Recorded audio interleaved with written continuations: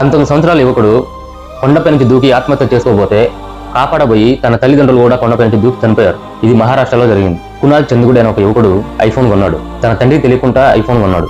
దానికి ఈఎంఐ కట్టాలి కదా. తన తండ్రిని నాకు ఈఎంఐ డబ్బులు కావాలి, నేను ఫోన్ కొన్నాను, నాకు ప్రతి నెల ఈఎంఐకి డబ్బులు ఇవ్వాలని అడిగేసరికి ఆ తండ్రి ఇప్పుడు ప్రస్తుతానికి మనకు అంత స్తోమత లేదు, నేను ఇవ్వలేను, ఆ ఫోన్ రిటర్న్ ఇవ్వనని చెప్పాడు.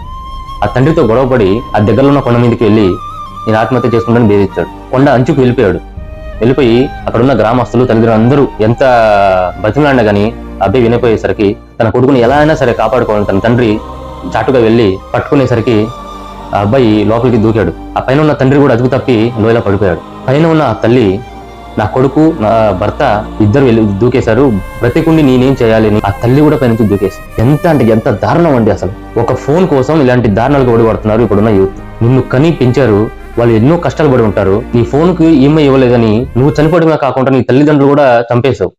ఎంత దారుణం అసలు ఈ ఘటన.